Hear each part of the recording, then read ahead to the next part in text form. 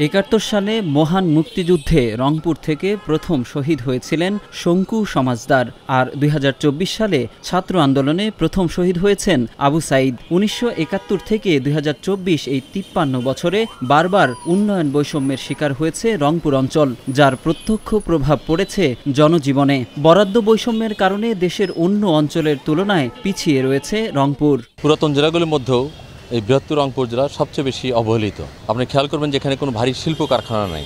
এমনকি হোসেন মোহাম্মদ এরশাদের সময়কালেও আমরা দেখেছি রংপুরে আমরা একটা বিশ্ববিদ্যালয়ের জন্য আমরা বহু আন্দোলন করেছি।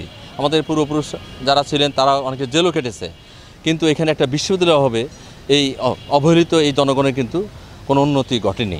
এরশাদ সাহেব বলেন, শেখ হাসিনা বলেন, খালেদা জিয়া বলেন, মানে সকলেই কিন্তু উত্তর অঞ্চলেরই মানে একটা অপশন, বড় একটা অপশন।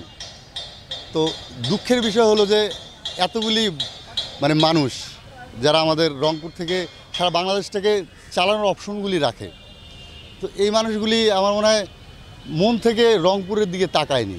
আসলে ওই যে আঞ্চলিক ভাষায় বলে বাড়ির গরু কুলির ঘাস খায় না, এইরকমটা কি না তা জানি না, তো আমরা বৈষম্যতা চাই না। এদিকে ২০২৪-২৫ অর্থ বছরে বাজেটে দেশের অন্যান্য সিটি কর্পোরেশনে বরাদ্দ থাকলেও দেশের দ্বিতীয় বৃহত্তম রংপুর সিটি কর্পোরেশনের বরাদ্দ ছিল শূন্য।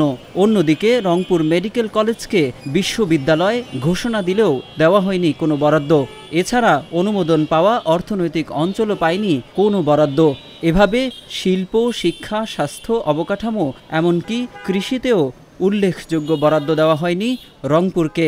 ৫৩ বছরে বৈষম্যের শিকার বলতে রংপুরের যে কোনো দিক দিয়ে রংপুরের মানুষের চাকরি বাকরি, কোনো ফ্যাক্টরি, কল কারখানা, মানে কর্মমুখী কোনো উন্নয়ন হয়নি। রংপুরের মানুষকে সবসময় একজনের দিকে তাকায় থাকতে হয়েছে।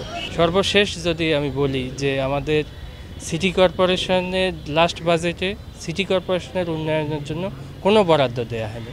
একইভাবে রংপুরের একমাত্র একটা বিশ্ববিদ্যালয় যেটা তৎকালীন তত্ত্বাবধায়ক সরকার করেছিল, কোনো রাজনৈতিক সরকার আমাদের এখানে করেনি বিশ্ববিদ্যালয়, সেই বিশ্ববিদ্যালয়েরও কোনো বরাদ্দ গত লাস্ট বাজেটে দেয়া হয়নি।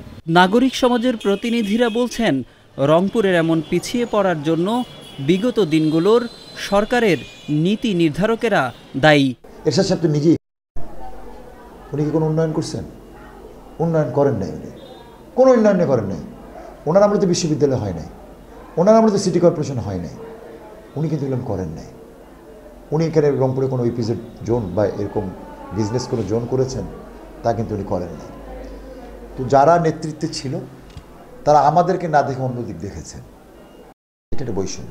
তাহলে আমরা অর্থনৈতিকভাবে একদম চরমভাবে বৈষম্য শিকার। তবে অন্তর্বর্তীকালীন সরকারের প্রধান উপদেষ্টা রংপুর সফরে এসে সাংবাদিকদের এক প্রশ্নের জবাবে পিছিয়ে পড়া রংপুরকে নিয়ে দিলেন আশার বার্তা। রংপুর পিছিয়ে পড়া একটা জেলা, রংপুর বাংলাদেশের ১ নম্বর জেলা হোক, এটাই হল। বৈষম্যের শিকার রংপুরবাসীর এখন একটাই প্রত্যাশা, যেন সমানতালে উন্নয়নের ভাগিদার হতে পারে রংপুর এবং এগিয়ে যেতে পারে শিক্ষা, সংস্কৃতি, স্বাস্থ্য ও জীবনমানে।